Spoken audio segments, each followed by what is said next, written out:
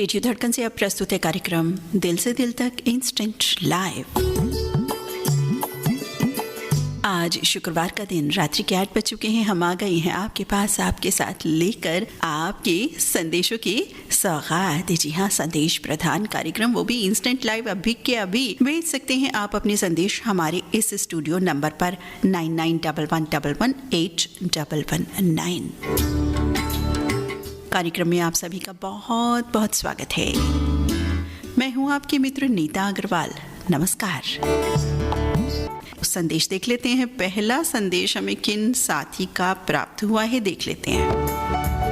जिन साथी का पहला संदेश प्राप्त हुआ है लिख रहे हैं वो नीता मैडम, ललित सर एवं धड़कन के दीवानों को मेरा सप्रेम अभिवादन। अभिवादन जी, लिखने का स्टाइल आपका बड़ा अच्छा। दीवानों को, आप भी दीवाने, हम भी दीवाने, सब दीवाने मिल गए हैं यहाँ रेडियो धड़कन पर। आगे हमारे साथी लिख रहे हैं, कार्यक्रम दिल से दिल तक रेडियो धड़कन से प्रसारित होने वाले हर एक कार्यक्रम बेहद मनमोहक आकर्षक होते हैं, क्योंकि यहाँ के कार्यक्रम की जो विशेषता है वो है कि समय सापेक्ष बदलाव करने की एक सुंदर परंपरा है। इसी प्रकार श्रोतागण यहाँ के अति जागरूक हैं। कार्यक्रम से संबंधित गीत कहाँ से ढूंढ कर प्रेषित करते हैं, जो विविधता से भरपूर हुआ करते हैं। हमें कई अनसुने एवं दिल छूने वाले गीत सुनने को मिल जाते हैं। ओल्ड गोल्ड एवं क्लासिकल गीतों की झड़ी लग जाती है। कभी विविध भारती और रेडियो सिलोन जो काम करती थी, दरअसल वही काम अब रेडियो धड़कन कर रहा है। हम आपके बहुत शुक्रगुजार हैं, क्योंकि उस कमी को पूरा कर रही हैं आप। और उन स्टेशन से जुड़े अधिकांश श्रोतागण उत्साहपूर्वक इन दिनों धड़कन से आबद्ध हो गए हैं। सच में धड़कन तो मनोरंजन का खजाना बन गया है। इसके लिए धड़कन के प्रति हृदय से आभार व्यक्त करता हूँ। समय अनुकूल कार्यक्रम में बदलाव लाने की अद्भुत परंपरा को यूं ही बरकरार रखा जाए। धड़कन परिवार का हिस्सा बन हम धन्य हैं। एक बात और कि यहाँ जो श्रोता साथी हैं उनके बीच जो आत्मीयता का भाव है, जो प्रेम का भाव है, जो एक परिवार वाला भाव है, वो हमें आत्मविभोर कर देता है। अनोखा जुड़ाव का एहसास होता है कि बिल्कुल एक परिवार में हम बैठे हुए हैं, बात कर रहे हैं, अपने दिल की बात कह रहे हैं, सुन रहे हैं। और जो कार्यक्रम के प्रति साथियों के जो संदेश होते हैं, गीत संगीत से जुड़े होते हैं, या कोई जानकारी होती है, या एक दूसरे के गीत की जो हम प्रशंसा करते हैं और उस गीत के बारे में भी कुछ शेयर भी करते हैं, वो सारी बातें बिल्कुल ऐसा लगता है कि रेडियो तो है, लेकिन एक परिवार का जो जुड़ाव है उसका एहसास विशेष रूप से होता है। और इन बातों की निरंतरता हेतु बहुत ही धन्यवाद व्यक्त करता हूँ। मैं काठमांडू नेपाल से सरोज दत्ता हूँ और मेरे साथ हैं चंद्रा दत्ता, गणेश होजदारजी एवं सोलवी हवारी साहिब। धन्यवाद। ये है इन साथी का संदेश, लिख भेजा है सरोज दत्ता ने काठमांडू से। साथी, सबसे पहले तो स्नेह वर्षा बरसाने के लिए आपका बहुत बहुत धन्यवाद। और आपने जो इसमें बातें लिखी हैं, हमें बिल्कुल लगता है कि ये जो एक बदलाव वाली परंपरा है ना, कहीं कहीं जारी बिल्कुल रहनी चाहिए। इसीलिए हमने रोज के कार्यक्रमों में भी उसी तरह से बदलाव भी रखा हुआ है। और इसीलिए कि हर दिन अलग तरह के गाने सुनने को मिले। कभी हमें किसी तरह के गाने सुनने को मिलते हैं, कभी किसी तरह के, कभी मिक्स। तो हमें खुद अच्छा लगता है इस तरह से कार्यक्रमों को प्रस्तुत करना। आपने जो संदेश अपने दिल से जो लिखा, आपका बहुत बहुत धन्यवाद, आभार व्यक्त करते हैं हम। सरोज दत्तामृत, आपका बहुत बहुत धन्यवाद, विशेष तौर पर स्नेह वर्षा बरसाने के लिए। अगला संदेश जिन साथी का प्राप्त हुआ है लिख रहे हैं, अजब हमारी रीत। इन्होंने टॉपिक दिया है अपने संदेश को, अजब हमारी रीत। लिखते हैं कि जब दूध वाला दूध लेकर आता है तो उससे हम पूछते हैं कि भैया दूध में कितना पानी मिलाया। कोई ऐसी चीज़ भी होती है जिसमें हम पानी मिलाकर पीते हैं। अजब हमारी रीत। अब जब हम किसी स्वर्गवासी को याद करते हैं तो मोमबत्ती जलाई जाती है, लेकिन जब हम जन्मदिन मनाते हैं तो मोमबत्ती बुझाई जाती है। अजब हमारी रीत। जब हम किसी की शादी में जाते हैं तो बाराती आगे होते हैं और दूल्हा पीछे, लेकिन जब हम किसी की अंतिम यात्रा में जाते हैं तो शव वाहन या शव आगे होता है और लोग पीछे पीछे होते हैं। अजब हमारी रीत। साथ ही आपने जिस तरह से अपनी बात को रखा है वाकई वो बहुत ही प्रभावपूर्ण है। अजब हमारी रीत वाकई अजब है। एक मोमबत्ती का आपने जिक्र किया कि जब हम किसी अपने पिता पूर्वज को याद करते हैं मोमबत्ती जलाई जाती है, और जन्मदिन मनाते हैं तो मोमबत्ती बुझाते हैं, शादी में जाते हैं तो बाराती आगे दूल्हा पीछे, इसी तरह से शव यात्रा में जाते हैं तो शव आगे और लोग पीछे पीछे होते हैं। तो वाकई ये जो हमारी अजब गजब जो रीत है ना, वो वाकई अजब गजब है, हम भी यही कहते हैं। और इसी तरह से और भी बहुत सारी चीज़ें हैं जो आपने जिक्र किया, बिल्कुल ठीक आपने ये जिक्र किया। और अजब हमारी दी जो आपने ये टॉपिक दिया है ना, इसका ये बहुत अच्छा दिया है।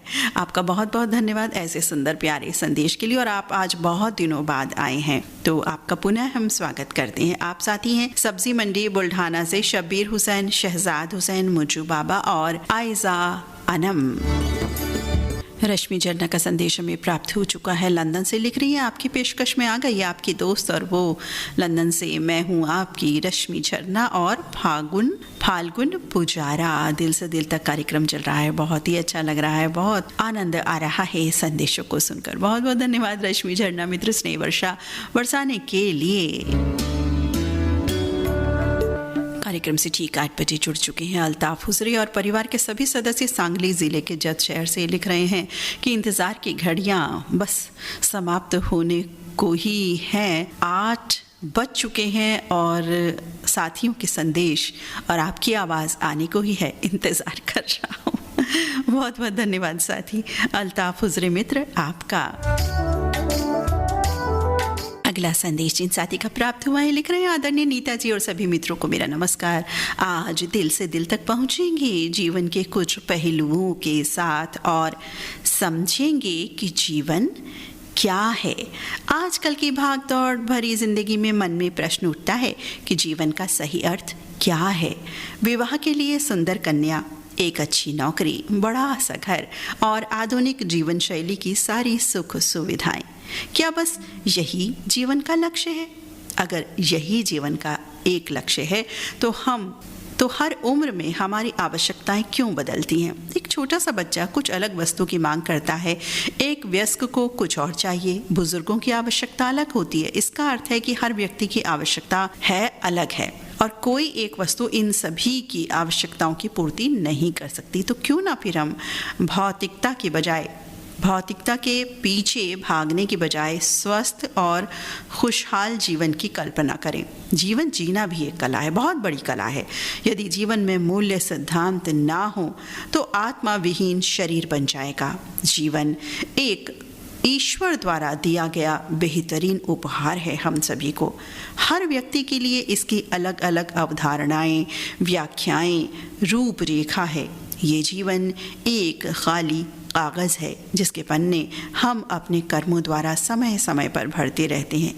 इसीलिए ये जीवन एक बहुत ही विस्तृत और अवर्णनीय अवस्था है। प्रेषक कुलिश जोशी, पालमपुर, गुजरात से। कुलिश मित्र, इतने प्यारे प्यारे जो थॉट्स हैं, संदेश हैं, आप कैसे सोच लेते हैं ये हमें समझ में नहीं आता। बहुत ही सुंदर आपका संदेश, और जिन आपने बहुत सारी बातों पर यहाँ ध्यान केंद्रित करवाया है हम सभी का, लेकिन मुख्य रूप से जो बात है वो हमारी आवश्यकताएं और जो हमारी ज़रूरतें हैं या उनके लिए जो हम आगे आगे बढ़ते चले जाते हैं, एक पूरी हुई दूसरी पूरी हुई तीसरी, इस तरह से जो हम अपनी चीज़ों को इच्छा पूर्ति के लिए भी लग जाते हैं। आवश्यकता तो चलिए है एक, लेकिन जो हमारी इच्छाएं हैं वो भी ख़त्म नहीं होती। आवश्यकता ख़त्म नहीं होती तो इच्छाएं भी ख़त्म नहीं होती हैं।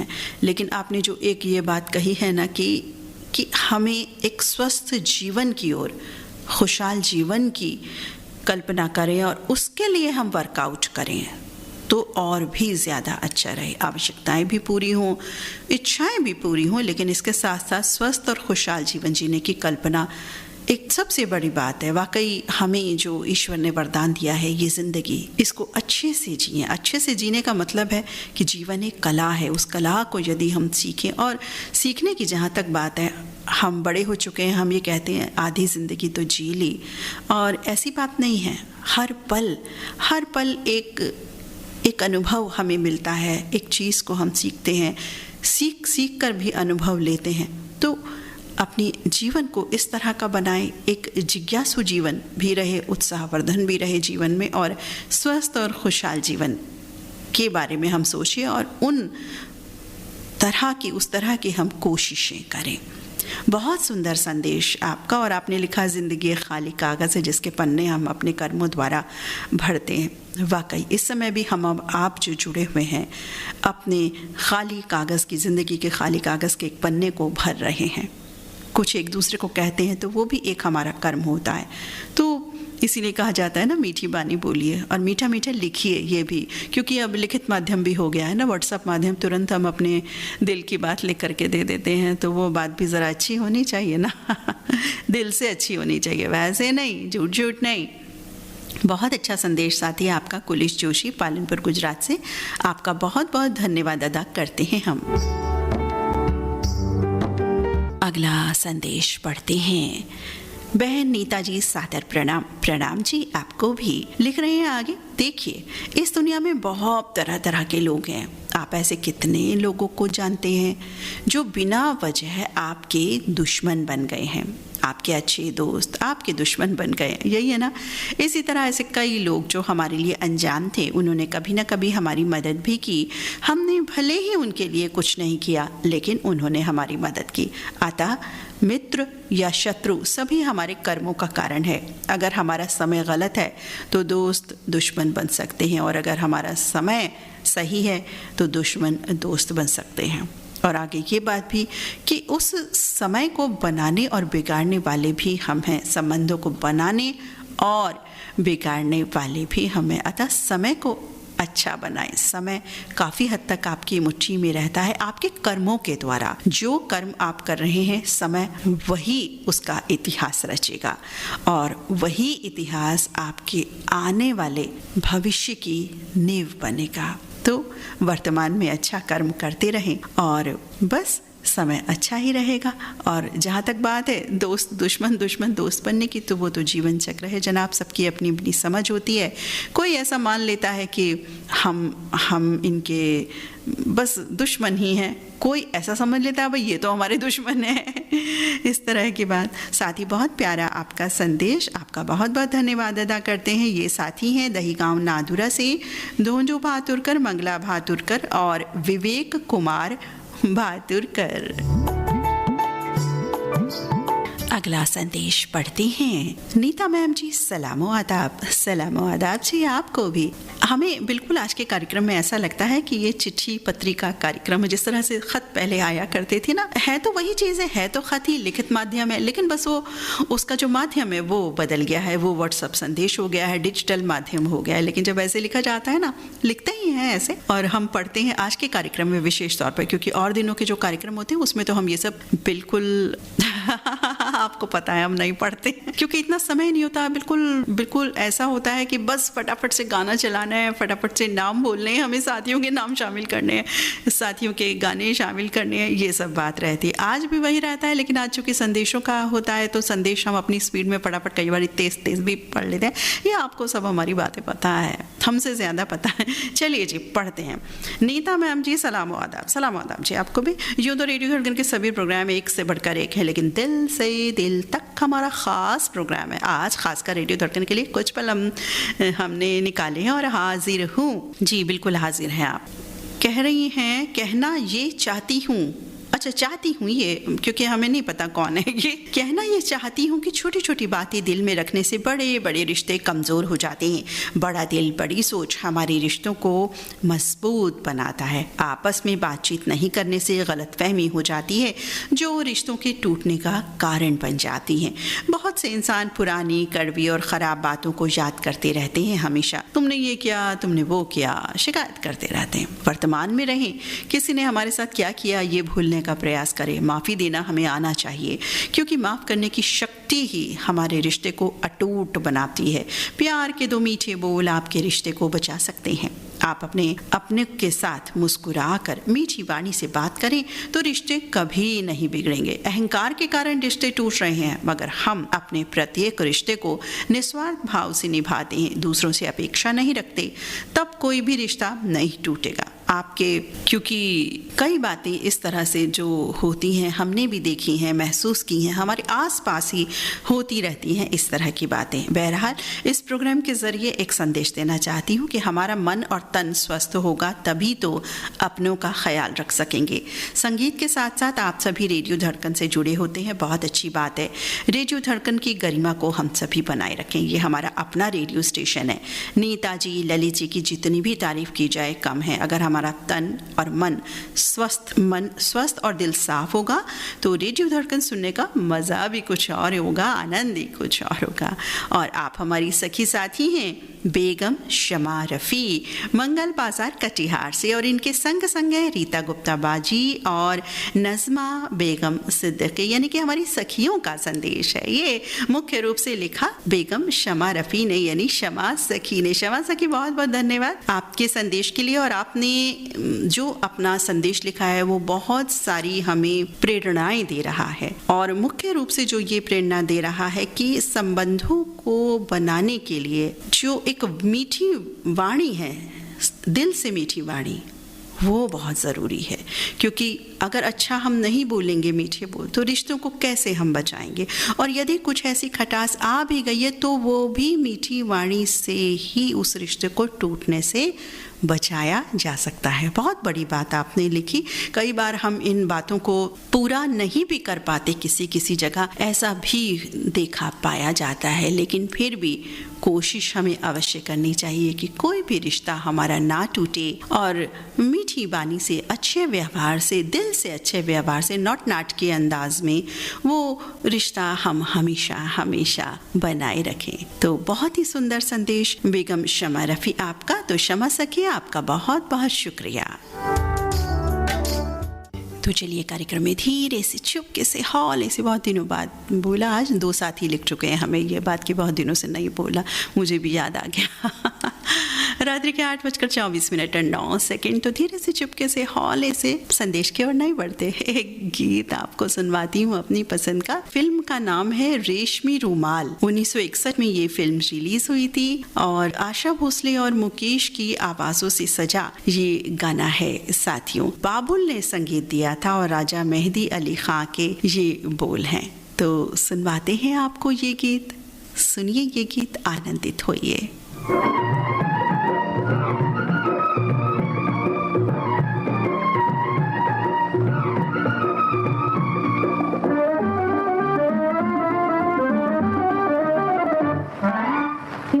आखिर कौन हूँ, आवारा हूँ, घाट के पास खड़े हो क्यों, हसियारा हूँ, क्यों जी आखिर कौन हूँ तुम, आवारा हूँ, हसियारा हूँ, आवारा हूँ।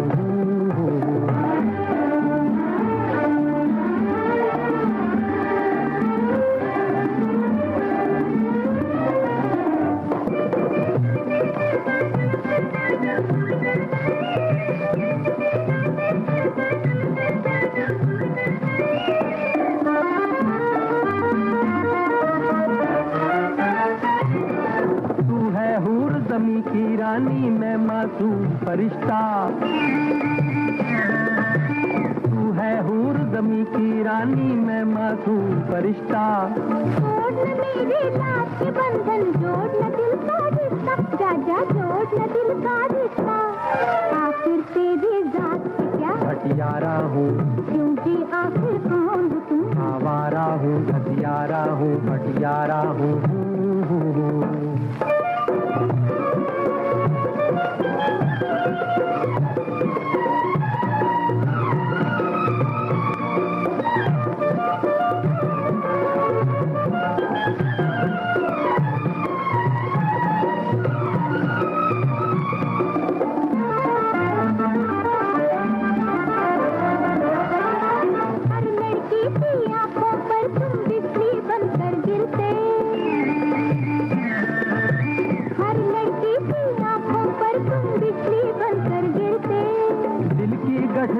पर रख कर गली गली हम फिरते, हाँ हाँ गली गली हम फिरते।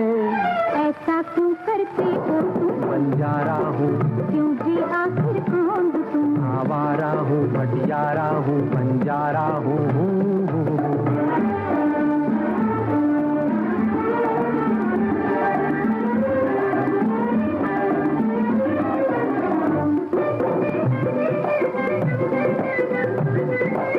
जब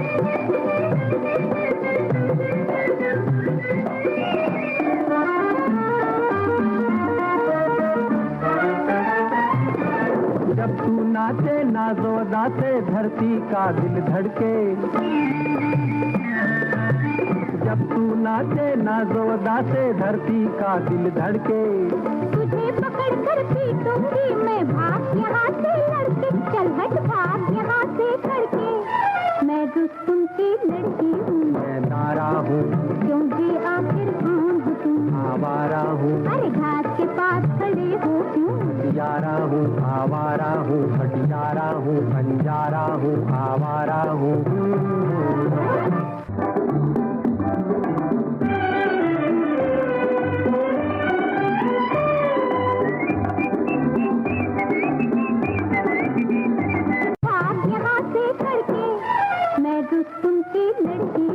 सुना आपने क्या क्या कहा जा रहा था, आवारा हूँ, घसियारा हूँ, बंजारा हूँ। ये गीत हमने बहुत कम सुना है, तो मुझे लगा कि आज अपनी पसंद से ये गीत आपको मैं ज़रूर सुनवाऊँ। कार्यक्रम में बढ़ते हैं आगे। नए साथियों के लिए बता दें, जिन्होंने अभी अभी सुनना आरंभ किया है, रेडियो धड़कन से इस समय प्रसारित किया जा रहा है कार्यक्रम दिल से दिल तक इंस्टेंट लाइव। इस शो में आप अपने संदेश भेज सकते हैं। संदेश प्रधान कार्यक्रम है। Studio number 9911111819। तो लिख भेजिए अपने दिल की बात। आपके दिल की बात ही का तो प्लेटफॉर्म है ये, और ये विशेष रूप से फ्राइडे स्पेशल शो।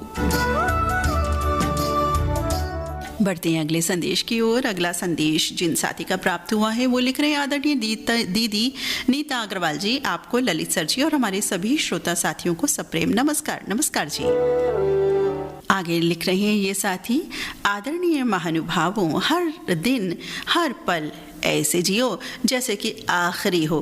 जीवन की महत्ता को समझने के बाद हम हर कदम फूंक फूंक कर चलते हैं, हर एक पल में खुशियां तलाश करते हैं। आखिर ज़िंदगी जीने का हमारा मकसद ही क्या है? यही ना कि हम जीवन के रहस्य को समझ सकें। आखिर क्या है जीवन का रहस्य? खुशी नहीं तो और क्या है? हम पदार्थवादी वस्तुओं पर इतना ज़्यादा निर्भर हो चुके हैं कि अपनी खुशी उस वस्तु में तलाशने लगते हैं, जबकि खुशी एक स्थायी भावना होती है। हम पूरी ज़िंदगी में खुशी की तलाश में भटकते हैं। हम जितना है उतने में खुश रहना सीख लें। हमारे पास क्या नहीं है इसके सिवाय? हमारे पास क्या है? हम हर वक्त ऐसा ही सोचें तो जीवन के हर पहलू को पर मात कर सकते हैं। इसलिए हमें अपनी होठों पर मुस्कुराहट बनाए रखना चाहिए। हंसते हंसते कट जाए रास्ते, ज़िंदगी यूं ही चलती रहे। इस लाइन की सबसे ज़्यादा ज़रूरत आज हम सभी को है। वर्तमान समय और भागदौड़ भरी ज़िंदगी में हर मनुष्य सुबह शाम तनाव में है।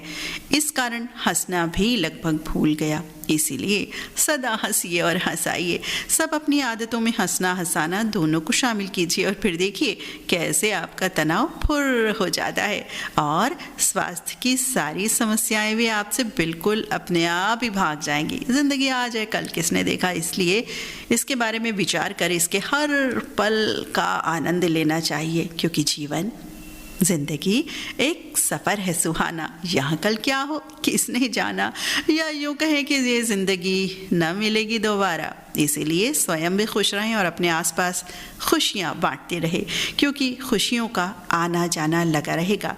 दुख जाएगा, सुख आएगा। करेगा जो भी भलाई के काम उसका ही नाम रह जाएगा। वाह साथी, आपने गीतों को जोड़ करके जिस तरह से अपनी बात को और भी ज़्यादा प्रभावपूर्ण तरीक़े से पेश किया है, उसके लिए बिल्कुल काबिल तारीफ़ है आपका संदेश और आपके डिजिटल कलम। आप हैं हमारे साथी प्रमोद बगाड़े, वर्षा बगाड़े और परिवार के सदस्य, ग्राम कोलासर, नाथुरा, बुल्ढाना, महाराष्ट्र से। प्रमोद मित्र, बहुत ही प्यारा आपका संदेश, और आपने जीवन की जो बात समझाई है कि जो है उसमें खुश रहने की कोशिश करें।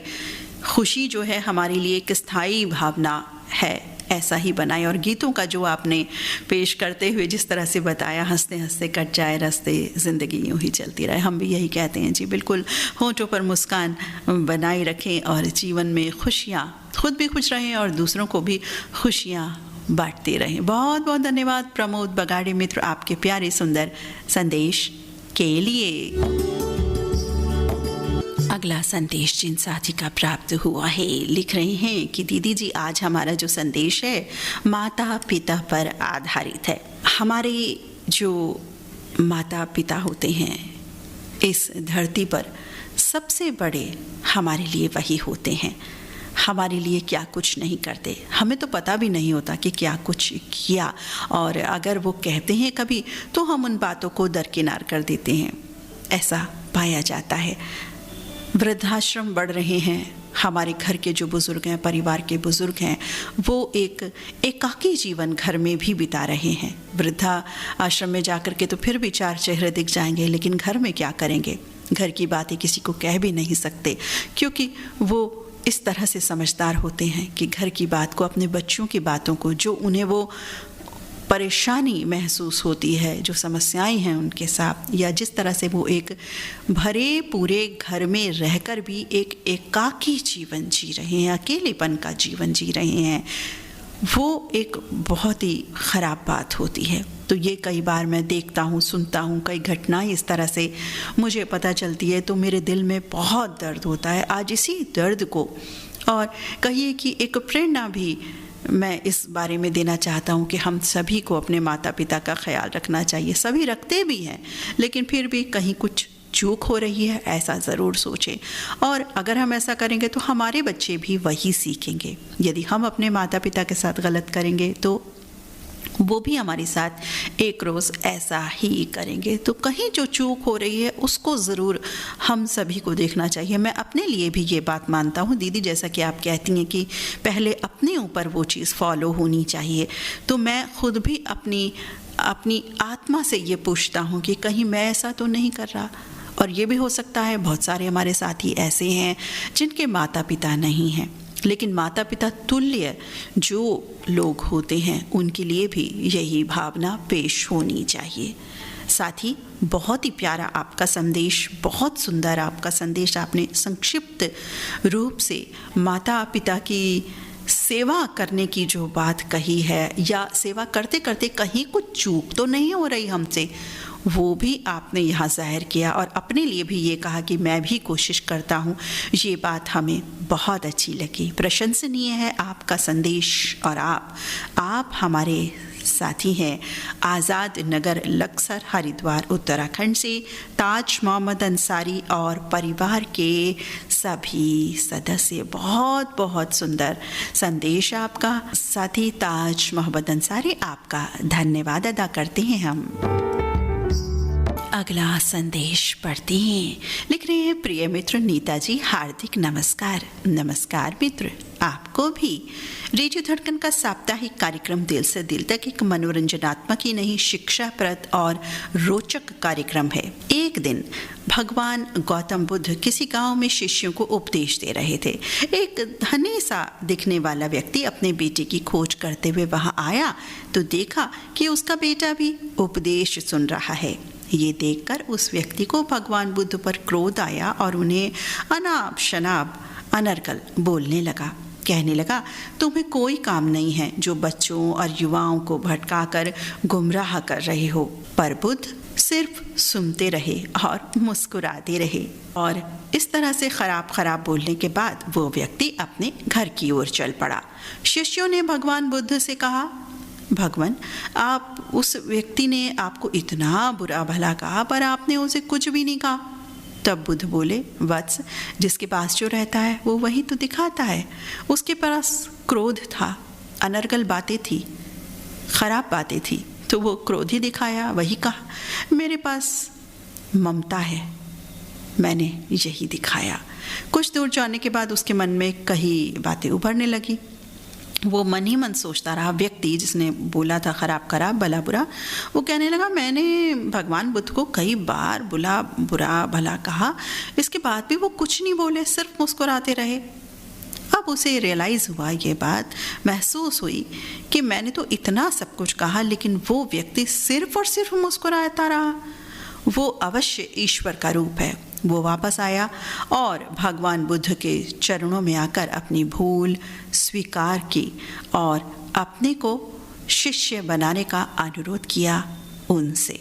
तो ये होती है सहजता की महिमा, ये होती है धीरज की महिमा, ये होता है मुस्कुराहट का प्रतिफल। साथ ही बहुत सुंदर आपने संदेश भेजा, और ये जो आपने कहानी जो छोटी सी भेजी, प्रेरणादायक जिस तरह से ये बात हुई, वो हम सभी पर लागू होती है। सहजता, धीरजता, मुस्कुराहट, ये हमारे गहने होते हैं साथियों। दरअसल यही गहने होते हैं हमारे। यदि हम इन गहनों को हमेशा पहने रहें तो कितना अच्छा हो। कभी कभी हम इन गहनों को छोड़ क्यों देते हैं, पता नहीं छोड़ना चाहिए। आपका संदेश बहुत ही अच्छा, और ये सुंदर प्यारा संदेश भेजने वाले हमारे साथी हैं गणेश प्रसाद हुजदार, काठमांडू, नेपाल से। अगला संदेश जिन साथी का प्राप्त हुआ है, बहुत दिनों बाद आए हैं ये साथी, पुनः स्वागत, अभिनंदन करते हैं हम आपका एक मीठी मुस्कुराहट के साथ अपने मुस्कुराते साथी का। ये लिखते हैं, प्रोग्राम दिल से दिल तक में आदरणीय नीता दीदी जी को सबको मेरा प्यार भरा नमस्कार। और एक वाकया ये बता रहे हैं, लिख रहे हैं, मेरा ये वाकया चंद वर्ष पहले का है। एक दिन हमारे जो श्रोता मित्र हैं जिनसे पहले हमारी बात नहीं थी, मोबाइल से चैटिंग घंटों हुई और मैंने बोला कि मैं मधुबनी जा रहा हूँ। इतना सुनते ही मेरे उन श्रोता दोस्त के मन में मधु जैसी मिठास घुलने लगी। उनके मन में ये ख्याल आया कि जब शहर का नाम मधुबनी है, यानी मधु मिठास है, तो उस शहर के लोग कैसे होंगे। अब जब कभी मैं बोलता हूँ उन श्रोता दोस्त के पास, तो उनके मन में एक अलग सा उमंग ख्याल याद आ जाता है। ये बात जो जुड़ गई है इस जगह से, ये तो हुई जगह की बात, लेकिन मधु, शहद, वाणी, ये सब बातें एक दूसरे से घुली मिली हुई हैं और घुली मिली ही रहनी चाहिए। मैं हूँ आपका साथी राजनगर मधुबनी बिहार से। स्माइल प्लीज साथी नवीन सिंह। बहुत सुंदर आपका संदेश, और वाकई मधुबनी जब हम भी बोलते सुनते हैं तो हमें भी मधु जैसी जो मिठास है ना, वो आ जाता है। और काश कि ऐसा हो कि जिन जगहों के नाम मधु हैं या नहीं हैं, सब लोग मधु मीठे मीठे हों, कितना अच्छा रहे। तो हम सभी साथी तो हैं ही, और हमें इस मधु शहद को बढ़ाने की हमेशा कोशिश करनी चाहिए। जी हाँ, प्रेम की ज्योत जगमग जगाते रहिए। रेडियो धड़कन का यही संदेश है, बहुजन हिताय बहुजन सुखाय, प्रेम बढ़ाते रहिए। साथी, बहुत दिनों बाद आज आप शामिल हुए और आपका बहुत ही प्यारा संदेश, बहुत बहुत धन्यवाद। नवीन सिंह, राजनगर मधुबनी बिहार से आपका संदेश, धन्यवाद आपका। अगला संदेश पढ़ते हैं। अगला संदेश लिख रहे हैं, रेडियो धड़कन की यात्रा। अच्छा, रेडियो धड़कन की यात्रा, भाई हमें तो उत्सुकता हो गई इस बात से ही, इन 4 शब्दों से ही। तो चलिए पढ़ते हैं, जानते हैं क्या लिख रहे हैं। अभी नाम नहीं बता रहे हैं हम इन साथी का। ये आगे लिख रहे हैं, इस संदेश में लिखी हुई सभी बातें पूरी तरह से काल्पनिक हैं एवं मनोरंजन के उद्देश्य से लिखी गई हैं। धन्यवाद। चलिए जी, ये भी बिल्कुल मान लेते हैं हम। आगे लिखते हैं, एक बार सभी धड़कन के सितारों ने एक प्लान बनाया। एक बार सभी धड़कन के, अब मुझे तो हंसी आ गई बस यहीं से ही। अब मैं हंसते हंसते ही पढ़ूंगी, आगे मुझे नहीं पता क्या बात है, हंसने की है भी कि नहीं भी है, या मुझे नहीं मालूम। खैर, मुझे तो हंसना है, मैं हंस रही हूँ। अब एक बार सभी धड़कन के सितारों ने एक प्लान बनाया कि क्यों ना रेडियो धड़कन के ऑफिस चलकर ललित सर जी और नीता मैम जी से मुलाकात की जाए। प्लान पास हो गया। रीता दीदी जी ने पहले ही सबको हिदायत दे दी, सभी लोग अपने लिए कपड़े खरीद लें, पूरा पेमेंट मैं कर दूंगी। वाह रीता दीदी, बहुत अच्छी बात है, हमारे लिए भी खरीदवा दीजिएगा। ये मैंने ऐड किया है। आगे सबके लिए रीता दीदी जी ने कपड़े खरीदे और कहा कि पहनकर चलिए अभी चेक कर लो, छोटा बड़ा कुछ हो तो वापस हो जाएगा। सबके कपड़े फिट तो आ गए, पर मुन्ना भाई ज़रूरत से ज़्यादा शरीर होने के कारण उनको कोई भी पैंट शर्ट फिट नहीं आ रहा था। उनके लिए पजामा और कुर्ता खरीद लिया गया। अब समस्या ये थी कि सभी सितारे अलग अलग प्रदेश से हैं, तो कैसे पहुँचे। जयंती जी ने कहा दीदी जी से, आप निश्चिंत रहें, हम लोग पहुंच जाएंगे। अब मुन्ना भाई दूसरे दिन सुबह बहुत खुश थे कि भई आज हमें रेडियो धड़कन के ऑफिस जाना है। गैरेज से अपनी बिल्कुल छमछमाती हुई कार निकाली और निकल पड़े। उधर जयंती जयंती जी ने भैकू भाई से कहा आप अपनी बाइक निकालो और उसी से चलते हैं। समस्या एक और ये थी कि रोहतक जाकर दीदी जी को भी वहाँ से पिकअप करना था। भैकू भाई ने कार निकाली और चल पड़े। इधर मुन्ना भाई उड़ीसा से चलकर मध्य प्रदेश छिंदवाड़ा पहुंच चुके थे। सतीश जी को बिठाया। सतीश जी ने एक सुझाव दिया, समीर जी को भी साथ ले लेते हैं, रास्ते में कहीं गाड़ी का टायर पंक्चर हो गया तो या फट गया तो उसको कौन सही करेगा। मुन्ना भाई को बात बिल्कुल सटीक लगी और आ गए मुजफ्फरपुर बिहार। यहाँ से समीर जी को बैठा लिया। अब थोड़ी दूर चले ही थे, सतीश जी कहने लगे भाई मुझे तो भूख लग रही है।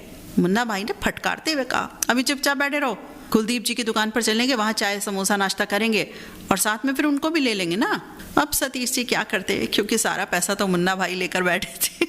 खैर वहाँ से बड़े और आकर उधौली बाराबंकी में खड़े हुए कुलदीप जी की दुकान पर यहाँ भाई चाय नाश्ता हुआ और कुलदीप जी को साथ लेकर कुछ ही दूरी पर पहुंचे थे। समीर भाई को लगा कि टायर में हवा कुछ कम है। उन्होंने कहा रुको रुको ज़रा मैं टायर चेक करके आता हूँ। गाड़ी रोकी गई। समीर जी चारों टायर चेक करके वापस आ गए और बैठ गए। मुन्ना भाई ने पूछा हवा तो कम नहीं है। समीर जी ने कहा आपके वजन की वजह से गाड़ी दबाव बता रही है। वैसे जैसे तैसे यूपी क्रॉस करके दिल्ली में दाखिल हुए। उधर जयंती भाई भी रोहतक पहुंच चुके थे और दीदी जी को बिठाया। अब सभी साथी एक जगह पर मिल गए और चलने लगे। ठंडी का मौसम था, कोहरा बहुत भयानक, सामने कुछ दिखाई नहीं दे रहा। मुन्ना भाई को कुछ समझ नहीं आ रहा कि किस तरह से गाड़ी को ड्राइव किया जाए। मन ही मन बुदबुदा रहे थे। दीदी ने कपड़े तो खरीद लिए, चश्मा भी बदल देती तो हमें चश्मा भी बदल देते तो हमें दिलवा देती दूसरा तो हमें और साफ नजर आता। मगर समस्या क्या, पूरा ठेका क्या दीदी जी नहीं लिया हुआ है इन बातों का। चलो एक तरकीब सूझती है मुन्ना जी को। कहते हैं कि आगे एक गाड़ी है, उसी के पीछे लगा दिया। काफ़ी दूर चलने के बाद गाड़ी अचानक आगे वाली रुक गई। मुन्ना भाई हॉर्न पर हॉर्न और पीछे से जयंती भाई भी हॉर्न बजाने लगे हुए थे, मगर आगे वाली गाड़ी बढ़ने का नाम ही नहीं ले रही थी। मुन्ना भाई को बहुत गुस्सा आया। गाड़ी से नीचे उतर गए और जाकर आगे वाली गाड़ी के ड्राइवर से बोले भैया गाड़ी आगे बढ़ाओ। तो वो व्यक्ति बोला भाई जहाँ आप खड़े हैं ये मेरा गैराज है और ये गाड़ी यहाँ से कहीं नहीं हट सकती है। चश्मे को साफ किया, घूमकर चारों ओर देखा, तब बात समझ में आई कि हम गलत जगह पर आ गए। खैर गाड़ी वापस कर घूमते रहे रात भर। रेडियो धड़कन का ऑफिस कहीं दिखा ही नहीं, नजर ही नहीं आया। सुबह टहलते हुए हरिशंकर जी आ रहे थे। अच्छा जी, हरिशंकर जी की भी एंट्री हो गई यहाँ पे, क्या बात है। हरिशंकर जी सुन लिया आपने, आपकी एंट्री भी हो गई है। हरिशंकर जी आ रहे थे। दीदी जी ने कहा मैं इनको जानती हूँ, इनसे पूछो ये रास्ता बता देंगे कहाँ है। क्योंकि दिल्ली में ही रहते हैं वो। तो रेडियो धड़कन का ऑफिस रुककर दीदी जी ने पूछा हरि भाई रेडियो धड़कन का ऑफिस कहाँ पड़ेगा। तो उन्होंने सही पता बताया और हम सभी लोग पहुँच गए रेडियो धड़कन के ऑफिस पर। वहाँ पहुँचने पर देखा कि दरवाजे पर ताला लटक रहा था और काफ़ी लोग लाइन लगाकर डायरेक्टर साहब से मुलाकात करने के लिए लाइन में खड़े थे। और हम लोग भी क्या ना करते, लाइन में खड़े हो गए। 9 बजे के करीब एक व्यक्ति आया और डायरेक्ट दरवाजे के पास गया। जयंती जी ने कहा ओ महाशय रुको, हम सुबह से लाइन में खड़े हैं, अगर डायरेक्टर साहब से मिलना है तो लाइन में पीछे आओ। वो व्यक्ति कुछ कहने ही वाला था। मुन्ना जी बोले हमारा शरीर देख लो और अपना देख लो, अपनी सलामती चाहते हो तो पीछे खड़े हो जाओ। वो व्यक्ति भी झल्ला गया। मुन्ना भाई से बोला कि ठीक है खड़े रहो सब लोग, हम ही हैं यहाँ के डायरेक्टर ललित सर जी, हम जा रहे हैं अपने घर, तुम लोग यहाँ लाइन में खड़े रहो। इतना कहना सब लोगों ने बाहर से ही सर जी को घेर लिया और अपनी कही बातों पर अफसोस जताने लगे। सर जी भी बड़े उदार व्यक्तित्व के इंसान, सबको मान सम्मान दिया, स्वागत सत्कार किया। हम सभी रेडियो धड़कन के डायरेक्टर साहब से मिलकर बहुत खुश हुए। लौटते समय मन ही मन मुस्कुरा रहे थे कि हमारी रेडियो धड़कन की यात्रा काफ़ी सुखद और यादगार शानदार रही। साथी कहाँ से इतना दिमाग लाते हो ये लिखने में, भाई क्या क्रिएटिविटी है इसकी, तो कुछ मुझे आउट ऑफ द लिमिट, बिल्कुल कुछ पता ही नहीं, समझ में ही नहीं आ रहा है मुझे भी। कहाँ से लिखते हो, क्या करते हो? एक जना लिखता है, 2 लिखता है, 3 लिखता है, सारे बैठते हो एक साथ, करते क्या हो? सब अलग अलग रहते हो आप। ऐसा भी नहीं है कि ग्रुप बनाकर एक जगह नदिया किनारे, समंदर किनारे या खेत किनारे बैठ जाते होगे। तो क्या करते हो भाई? ऑसम, वंडरफुल, कमाल, बिल्कुल बहुत ही बढ़िया। और अब तो ये सोच करके ना मुझे लग रहा है सपने भी मुझे इसी संदेश के आएंगे, ऐसे ही कि आप लोग यहाँ आ रहे हैं, ऐसा हो रहा है, वैसा हो रहा है। और वो मुन्ना जी तो भाई कमाल है, कुर्ता पजामा आपने पहना दिया उनको, पैंट शर्ट आई नहीं उन्हें तो और हरिशंकर जी भी आ गए, भाई आज तो कमाल है। साथी मस्त क्रिएटिविटी, नंबर 1, सुपर्ब। क्या कहूँ, मुझे तो बहुत हंसी आ रही है, पहले हंस लेती हूँ।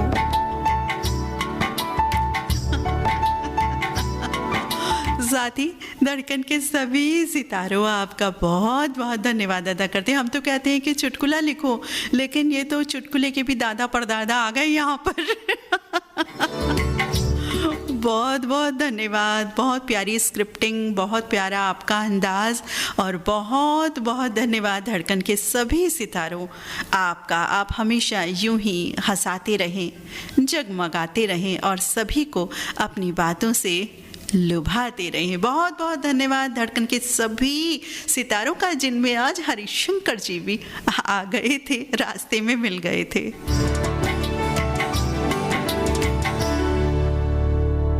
अब ऐसा है भाई कि इतने बड़ा संदेश पढ़ने के बाद और इतना हंसने के बाद मेरे गले में हो गया है दर्द, और मुझे लग रहा है कुछ विराम की ज़रूरत है। तो एक अपनी चॉइस का एक गाना आपको सुनवाती हूँ। गाना आप सुनिए और बताइए कैसा लगा आपको। हाँ, गाने की डिटेल बताते हैं ताकि आपको पता चल जाए। नीला आकाश फिल्म का गाना आप सुनवाने वाली हूँ। 1965 रिलीज फिल्म, आशा भोसले की आवाज़, मदन मोहन का संगीत है। मदन मोहन के संगीत आमतौर से गज़लों के लिए या एक अलग तरह का उनका संगीत होता है, लेकिन इस गीत में उनका संगीत ज़रा धमाल कमाल संगीत सुनिएगा, मज़ा आ जाएगा आपको। और राजा मेहदी अली खां की ये रचना है, तो सुनिए ये गाना है।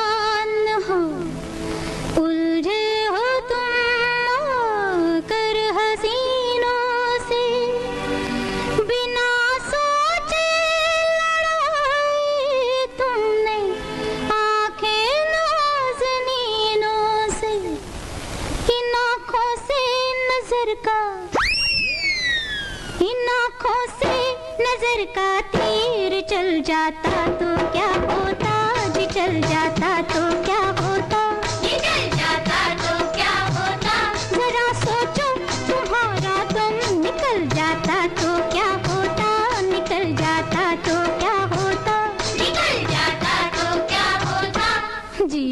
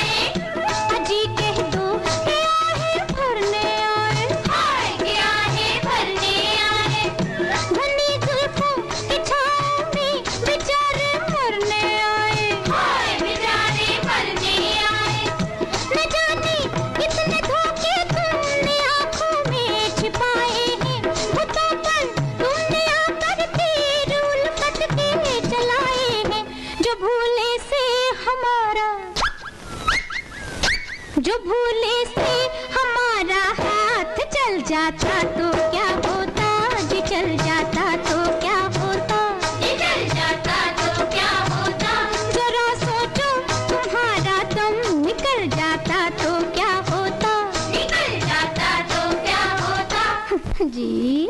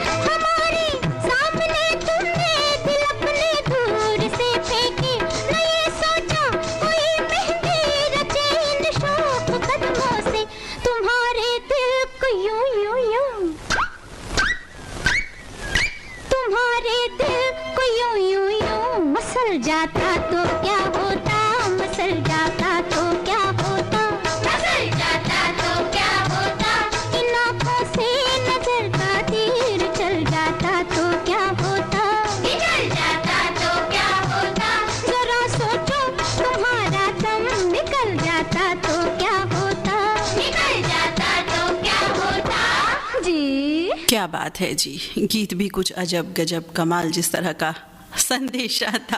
पहले कार्यक्रम में बढ़ते हैं आगे अगले संदेश की ओर। क्या लिख रहे हैं हमारे अब साथी, तो पढ़ते हैं अगला संदेश। लिख रहे हैं दिल के जज्बात दिल के हो गए, दिल के जज्बात दिल के हो गए, हम टूटी नाव लेके समंदर के हो गए, खुशबू हमारे हाथों को छूकर गुजर गई, खुशबू हमारे हाथों को छूकर गुजर गई, हम फूल सबको बांट के पत्थर के हो गए, टूटी हुई कश्ती का हुनर देख रहे हैं, साहिल पर खड़े लोग इधर देख रहे हैं, तुम पाँव के छालों को फकत देख रहे हो, हम और भी आगे का सफ़र देख रहे हैं। वाह वाह, बहुत खूब, बहुत ही सुंदर आपने लिखा साथी। ये साथी नाम बिल्कुल बताते हैं, लिख रहे हैं कि जनाब नीता मैम, आपको और सभी श्रोताओं को और ललित सर जी को, सभी स्नेहिल साथियों को नमस्कार। काफ़ी दिनों के बाद मेरी बात हो रही है, उम्मीद करता हूँ आपसे और धड़कन परिवार से बहुत सारा स्नेह मिला है और उम्मीद है मिलता रहेगा। और आप हमारे साथी हैं जामा मस्जिद अगवानपुर, ज़िला मुरादाबाद, यूपी से रोबिन खान साबरी। रोबिन जी भी बहुत समय बाद आए हैं, काफ़ी दिनों बाद, और ये स्वयं भी लिख करके दे रहे हैं कि बहुत दिनों बाद मेरी बात हो रही है। बिल्कुल जी, बातचीत होती रहे तो बहुत अच्छा रहे। और आपका ये जो दिल के जज्बात आपने भेजे, टूटी नाव लेके समंदर के हो गए और हम भी आगे का सफ़र देख रहे हैं, हम और भी आगे का सफ़र देख रहे हैं, बहुत ही सुंदर लाइंस आपने लिख करके भेजी और बहुत बहुत धन्यवाद आपका। आगे लिख रहे हैं सुंदर नाइस पेशकश, बहुत ही सुंदर गीत और संदेशों का प्रसारण चल रहा है, सुन रहा हूँ मैं कार्यक्रम। बहुत बहुत धन्यवाद मित्र रॉबिन, आपका संदेश बहुत ही सुंदर। जुड़े रहिए रेडियो धड़कन के साथ, धन्यवाद आपका। वासुदेव बुधवड़े मित्र का संदेश है, लिख रहे हैं सॉरी दीदी, व्यस्तता आज होने के कारण आगे का प्रोग्राम मैं नहीं सुन पा रहा हूँ, माफ़ी चाहता हूँ, लेकिन मिस कर रहा हूँ कार्यक्रम और मजबूरी है। कोई बात नहीं मित्र, कभी कभी ऐसी बात पेश आ जाती है हम सभी के साथ कि ऐसा हो जाता है। कोई बात नहीं, आप अपना काम कीजिए और बस स्नेह वर्षा बरसाते रहिए, रेडियो धड़कन पर सुनते रहिए, सुनाते रहिए। कोई बात नहीं वासुदेव बुधवड़े मित्र, फिर मिलेंगे। अगला संदेश पढ़ते हैं, लिख रहे हैं प्रोग्राम दिल से दिल तक में चक 15 PS, जिला श्री गंगानगर, राजस्थान से Sarabjit Singh Jason, Sarabjit Kaur Jason robin और सिडनी ऑस्ट्रेलिया से आदर्श पाल सिंह जोसन। लिख रहे हैं बात आज दिल से दिल में माँ पर कुछ लाइंस लिख रहा हूँ। माँ नाम है बहुत ही छोटा, लेकिन वो है धरती से भी बड़ा, चलना हमें सिखाती है, मंजिल हमें दिखाती है, सबसे मीठा बोल है माँ, दुनिया में अनमोल है माँ, माँ से आगे कोई नहीं, माँ से आगे कोई नहीं। साथी बहुत प्यारा आपका छोटा सा संदेश, लेकिन आपने जिस तरह से लिखा कि माँ शब्द छोटा सा है लेकिन धरती से भी बड़ा, सब कुछ माँ हमें सिखाती है। बिल्कुल, माँ का तो एक जो शब्द है इसमें इतना कुछ समाया है कि जितना लिखें उतना कम, जितना कहें जितना सुने उतना कम। हम सभी माँ प्रणाम करते हैं अपनी माँ, और हम सब की जो माताएं हैं उन्हें प्रणाम करते हैं, नमन करते हैं हमेशा हमेशा। सर्वजीत मित्र, बहुत सुंदर प्यारा आपका संदेश, आपका बहुत बहुत धन्यवाद। संदेश जिन साथी का प्राप्त हुआ है, लिख रहे हैं नीता जी नमस्कार। नमस्कार मित्र, आपको भी। लिख रहे हैं आज दिल से दिल तक कार्यक्रम के अंतर्गत एक किस्सा जावेद अख्तर साहब और साहिर लुधियानवी जी का शेयर करना चाहता हूँ। यह किस्सा जावेद अख्तर जी ने कार्यक्रम के दौरान स्वयं साझा किया था। साहिर लुधियानवी और जावेद अख्तर जी के वालिद जानिसार अख्तर दोनों दोस्त थे, इसलिए जावेद अख्तर साहिर लुधियानवी जी के घर अक्सर आते जाते रहते थे। एक दिन जावेद अख्तर जी का अपने वालिद से कुछ मतभेद हो जाने के कारण घर छोड़कर चले गए। उन दिनों उनके पास कुछ खास काम नहीं था, गुजारा मुश्किल से हो रहा था। परेशान हालत में जावेद साहब साहिर लुधियानवी के घर गए। साहिर साहब ने उनके चेहरे पर परेशानी देख परेशानी का कारण पूछा तो जावेद साहब ने अपनी मुफलिसी का जिक्र किया। साहिल साहब ने उन्हें पहले तो खाना खिलाया और फिर बटुए से 200 रुपये निकालकर उन्हें दिए और उन्हें काम दिलवाने का वादा किया। उसके बाद वो जावेद साहब को लेकर फिल्म इंडस्ट्री के कई प्रोड्यूसर्स से काम के लिए उन्होंने मिलवाया। कुछ दिनों बाद ही जावेद साहब को काम मिलना शुरू हो गया। बहुत जल्दी उनके मुफलिसी के दिन ख़त्म हो गए। जावेद साहब बताते हैं कि इसके बाद कभी भी हम किसी पार्टी में जब मिलते तो मैं साहिर साहब से कई बार कहता कि मुझे आपके 200 रुपये देने हैं, पर मैं अभी दूंगा नहीं। तो साहिर लुधियानवी हंस के कहते, कोई बात नहीं बरखुरदार, मैं जब चाहूँगा ले लूँगा। दिन गुजरते गए और एक दिन खबर आई कि साहिर साहब का इंतकाल हो गया है और मैं उनके अंतिम यात्रा में शामिल होने के लिए गया।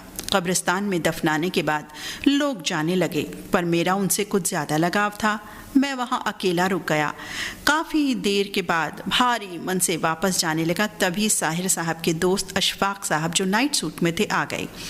उन्हें शायद देर से खबर मिली थी और ख़बर मिलते ही वो ऐसे ही नाइट सूट में ही कब्रिस्तान पहुँच गए। बताने लगे, मैं सोया हुआ था, मुझे पता नहीं चला, अभी अभी खबर मिली तो चला आया। थोड़ी देर मैं और उनके साथ रुक गया। तभी उन्होंने मुझसे कहा कि मैं जल्दी में अपना पर्स लाना भूल गया और मैं ये कब्र बनाने वाले को कुछ पैसे देना चाहता हूँ। मैंने पूछा कितने पैसे चाहिए, तो उन्होंने 200 रुपये देने को कहा और उन्होंने पैसे लेकर मुझसे उसे दे दिए। हम वापस घर की ओर लौटने लगे। तभी मुझे साहिर लुधियानवी जी के वो अल्फाज याद आ गए, कोई बात नहीं बरखुरदार, मैं ले लूँगा। और देखिए किस तरह उन्होंने अपने पैसे मुझसे वापस ले लिए।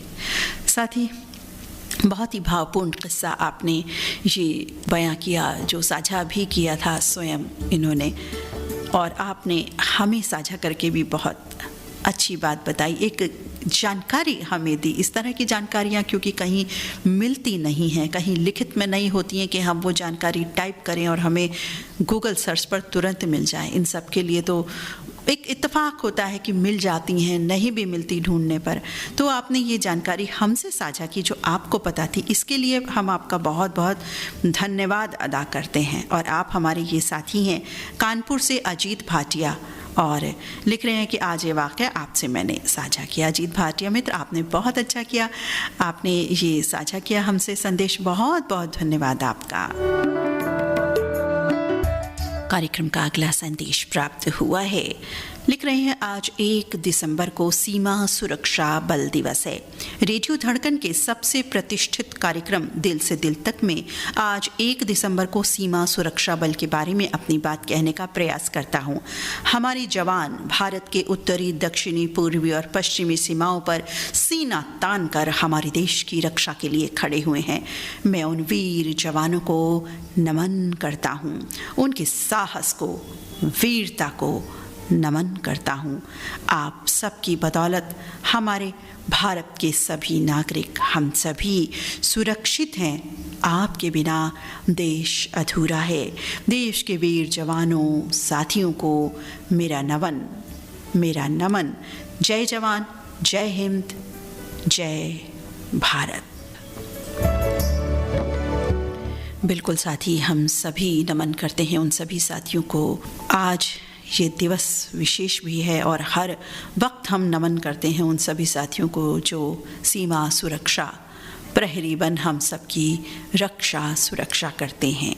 और इस प्यारे सुंदर इंस्टेंट आज के दिवस से जुड़े संदेश को प्रेषित करने वाले हैं बन बघैरा, राजनाथ गांव, छत्तीसगढ़ से योगेश सारवा। योगेश मित्र, आपका बहुत बहुत धन्यवाद। जैसा कि हम कहते हैं कि उस दिन विशेष से जुड़ी कुछ बातें ज़रूर साझा कीजिए, तो आपने ठीक वैसा ही किया है।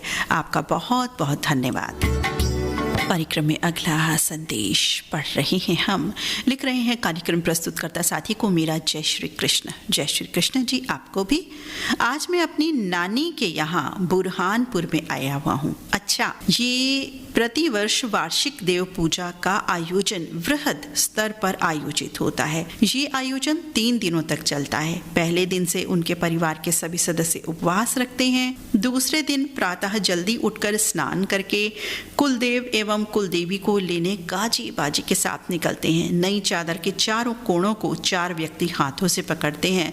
मध्य भाग में पूजा में बैठने वाले मुख्य व्यक्ति सर पर टोपी पहनकर एवं उनकी धर्मपत्नी पीछे साथ में अपने हाथ में पूजा की थाली लेकर चलती हैं। परिवार के सभी सदस्य नंगे पांव चलकर कुलदेवता एवं कुलदेवी को लेने जाते हैं। वहां के इनके चांदी की प्रतिमा लेकर पावन पुण्य सलीला मां तृप्ति नदी में उनको स्नान करवाकर वापस घर लाया जाता है। घर आकर उनका विधिवत पूजन होता है, महाआरती होती है। तत्पश्चात शाम को विशाल भोजन भंडारे का आयोजन होता है। सभी रिश्तेदार इस देव पूजा में आते हैं। पूजा में समस्त देशवासियों के उत्तम स्वास्थ्य की मंगल कामना की जाती है। सभी का कल्याण हो, सभी साथी निरोगी रहे, कोई भी दुखी ना हो। इन्हीं मंगल शुभ कामनाओं के साथ मैं आज आप सभी का अभिवादन करता हूँ और आज ये बात मैंने शेयर की जहाँ मैं आया हुआ हूँ। बहुत सुंदर बात आपने साथ ही शेयर की। जैसा कि हम कहते ही हैं कि दिवस विशेष से जुड़ी कोई याद, कोई बात, या आप कहीं गए हैं, कहीं शामिल हुए हैं इस तरह के आयोजन में, जैसा कि आप गए, आपने बताया और आपने हमें जानकारी दी। बहुत बहुत धन्यवाद। ज्ञानवर्धन हुआ हमारा, जानकारी इजाफा हो गया। बहुत बहुत शुक्रिया आपका। और ये हमारे साथी हैं नेपा नगर MP से सुदर्शन शाह, पल्लवी शाह और परिवार के सभी सदस्य। आपका बहुत बहुत धन्यवाद अदा करते हैं हम मित्र, जहां आप गए हैं, और हम आपको बहुत सारी शुभकामनाएं, मंगल कामनाएं भी देते हैं। हमें तो लग रहा है कि आपके साथ साथ हम भी बिल्कुल शामिल हैं वहां पर, बिल्कुल ऐसा ही लग रहा है। और बहुत बहुत धन्यवाद आपका। कार्यक्रम से जुड़ चुके हैं अशोक बोरोड़े, पद्मा ताई बोरोड़े और इनके परिवार के सभी सदस्य। आप हैं पथरौट से और इनके साथ सामरा नगर अमरावती से संजय बाबू सनकर, रेखा ताई सनकर भी संग में है। लिख रहे हैं कि धड़कन हमारे लिए एक चांद है, एक सितारा है जो हमेशा चमकता रहता है और रोज़ अपनी नई आभा बिखेरता है। रेडियो धड़कन का अति धन्यवाद करेंगे हम और बहुत सी शुभकामनाएं, मंगल कामनाएं रेडियो धड़कन को। अशोक बोरोड़े मित्र, आपका बहुत बहुत हम धन्यवाद अदा करते हैं स्नेह वर्षा बरसाने के लिए। कार्यक्रम में बढ़ते हैं आगे और संदेश देखते हैं हमारे किन साथी का है। ये लिख रहे हैं नीता जी और रेडियो धड़कन साथी मित्रों को सप्रेम नमस्कार। नमस्कार जी, मेरी तरफ से भी और सबकी तरफ से आपको। लिखते हैं, जो श्रोता मित्र कभी रूबरू नहीं मिले हों फिर भी रेडियो धड़कन के माध्यम से एक दूसरे के दिल की बात या विचार सुनते हैं, बहुत अच्छा लगता है। और नीता जी, आपकी प्रस्तुति, अंदाज सोने पे सुहागा सुनकर हमारे दिल की धड़कन भी रंग लाती ही है और सभी धड़कन के साथियों की जो धड़कन है रंग लाती है। रेडियो धड़कन सुन करके मैं देरी से जुड़ रहा हूँ, इसके लिए माफ़ी चाहूँगा। धन्यवाद नीता जी। और आप हमारे साथी हैं सूरत से कांतिलाल और लता करगतला। कांतिलाल मित्र, कोई बात नहीं, आप देर से जुड़े और आपका छोटा सा प्यारा सा जो संदेश है जिसमें आपकी स्नेह वर्षा भी है, बहुत बहुत धन्यवाद आपका रेडियो धड़कन के कार्यक्रमों को पसंद करने के लिए। और आपने ये लिखा कि हम साथी एक दूसरे को जानते भी नहीं हैं, सभी श्रोता साथी, लेकिन जहाँ संदेश जब प्रसारित होते हैं एक दूसरे के और इतना अच्छा लगता है, एक बहुत ही प्यारा माहौल बन जाता है। बस साथी यही माहौल बनाए रहिए, प्रेम की जगमग ज्योत जगाए रखिए। कांतिलाल मित्र, आपका बहुत बहुत धन्यवाद। अगला संदेश जिन साथी का प्राप्त हुआ है, लिख रहे हैं रेडियो धड़कन में ललित कुमार एवं नीता अग्रवाल जी, पूरे धड़कन परिवार को रायपुर छत्तीसगढ़ से अशोक कुमार केसवानी का सादर नमस्कार। नमस्कार जी आपको भी। आगे लिख रहे हैं हम, दोस्तों आज मैं आप कार्यक्रम दिल से दिल तक में एक सच्चा किस्सा सुना रहा हूँ। एक संत हुआ करते थे जिनका नाम रविदास था। उन्हें प्यार से संत रैदास के नाम से भी पुकारते हैं कि लगभग 600 साल पहले काशी बनारस यूपी में एक संत का जन्म हुआ। ऐसा भी सुना गया है कि इनका जन्म रविवार को हुआ था, इसलिए इनका नाम रविदास रखा गया।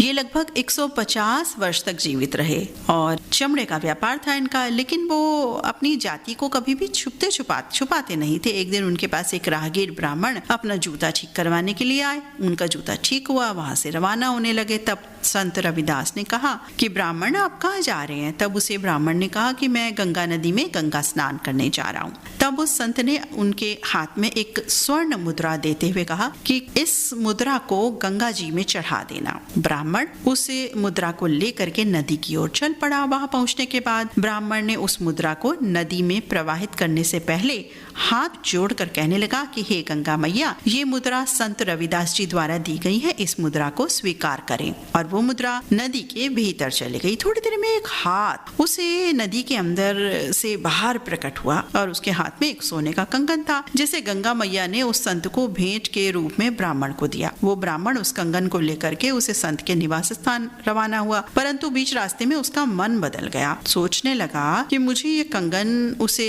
संत के देने के लिए गंगा मैया ने दिया है, तो उसको तो ये मालूम नहीं, क्यों ना मैं ये कंगन राजा को भेंट कर दूं। इसके बदले में राजा मुझे बहुत सारा उपहार इनाम देंगे। यही इच्छा मन में रखकर वो सीधा राजा के पास लेकर के कंगन को पहुंच गया। राजा ने उस कंगन को हाथ में लेकर खूब सारा इनाम उस ब्राह्मण को दिया और राजा ने वो कंगन अपनी रानी को देने के लिए उनके शयन कक्ष में जाकर दे दिया। रानी उस कंगन को देखकर बहुत प्रसन्न हुई। तब उसने राजा से आग्रह किया कि ऐसा ही एक दूसरा कंगन भी मुझे ला कर दीजिए। अब तब वो राजा ब्राह्मण के पास आकर कहने लगा कि ये एक दूसरा ही ऐसा सेम कंगन मुझे ला करके दो। तो ब्राह्मण ने कहा कि महाराज ये तो असंभव है, परंतु राजा जो है जिद करने लगा, मुझे कहीं से भी ला के दो, नहीं तो तुम्हें बड़ी सजा मिलेगी। अब वो ब्राह्मण घबरा गया, संत के पास गया और उस रविदास संत जी को पूरी सच्चाई बयां कर दी। तब संत ने कहा, ये ब्राह्मण तुमने मुझे बिना बताए उस राजा को कंगन भेंट में दे दिया, परंतु तुम घबराओ नहीं, ऐसा ही कंगन मैं तुम्हें अभी थोड़ी देर में ला कर देता हूँ। और उसे संत जी ने अपनी कठौती, जो कि पानी से भरी हुई थी, कठौती को वो अपने पास रखते थे और इस कटौती में एक शक्ति छिपी थी। उससे कटौती में से जल निकालकर गंगा जी ये उच्चारण करने के बाद, मैया जी से प्रार्थना करने के बाद थोड़ी देर में उस कटौती में वैसे ही कंगन प्रकट हो गया। अचानक संत के मुंह से निकला, मन चंगा तो कटौती में गंगा। ये उच्चारण करने के बाद उसको संत ने ब्राह्मण को कंगन देते हुए कहा कि जो उसे राजा को ये कंगन के देना है भेंट कर दो और तुम अपना इनाम भी लो। ब्राह्मण खुशी खुशी चला गया, कंगन राजा को दिया, राजा ने बहुत सारा इनाम दिया। उस दिन के बाद ये कहावत प्रचलन में आ गई, मन चंगा तो कटौती में गंगा। ये कहावत आज भी दोहराई जाती है। दोस्तों, इसकी कहानी तो थोड़ी लंबी, परंतु मैंने ऐसे संक्षिप्त रूप में आपको जानकारी दी। आज भी संत रविदास जी का मंदिर काशी बनारस में है। धन्यवाद अशोक कुमार केसवानी मित्र, वाकई आपका संदेश तो लंबा है, लेकिन ये और भी लंबी स्टोरी हम समझते हैं कि थी। आपने जिस तरह से उसे और कट शॉर्ट करके दिया, वो स्टोरी हमें पूरी समझ में आ गई। लेकिन ये बात वाकई मुझे भी नहीं पता थी, मन चंगा तो कटौती में गंगा। सुना है, अर्थ भी पता है, लेकिन ये नहीं पता था कि ये कहाँ से स्टार्ट हुई। पिछली बार भी आपने एक ऐसी बात हमें जानकारी बहुत अच्छी दी थी और ये भी बहुत सुंदर जानकारी है आपकी और लगता है आप जानकारियों का भंडार है। बहुत बहुत धन्यवाद साथी, ऐसी सुंदर जानकारी देने के लिए, ज्ञानवर्धन करने के लिए। मनोरंजन, ज्ञान सभी कुछ हमें प्राप्त हो रहा है यहाँ रेडियो धड़कन में। आप सभी के साथ साथ अशोक केसवानी बहुत धन्यवाद अदा करते हैं हम। मन चंगा तो कटौती में गंगा, बहुत बहुत धन्यवाद। चलिए साथियों, यहाँ एक गीत अपनी पसंद का आपको सुनवाई देती हूँ, तो सुनवाते हैं ये गीत आपको। कुछ दिल की बातें कहता ये गीत।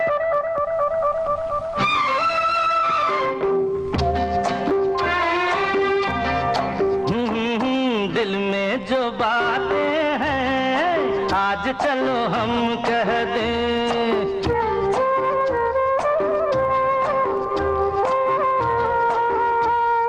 दिल में जो बातें हैं आज चलो हम कह दें।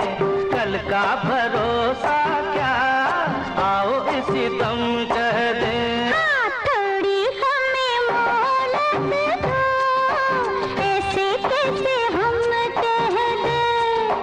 पूरी ही समझ लीजिए,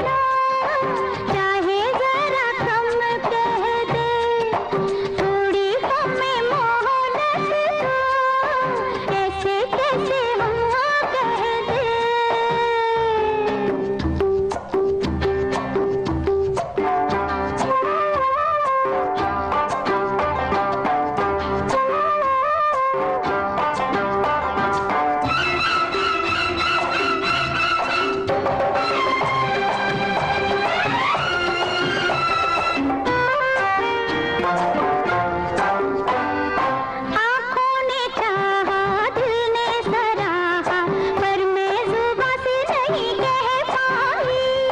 दिल की कहानी दिल में रही तो मिट ना सकेगी कभी तन्हाई। ख्वाबों में तुमको हर बात कह दी, कैसे बताते हुए शर्म आई। दिल में जो बातें हैं आज चलो हम कह दें, कल का भरोसा क्या, आओ इसी दम कह दें।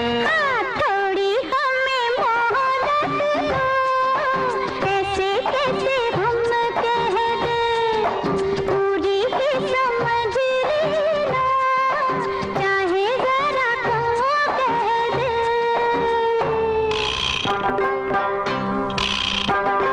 जामनदी तीर से लंबावली फूल तोड़ती, जामनदी तीर से लंबावली फूल तोड़ती, ए साल रे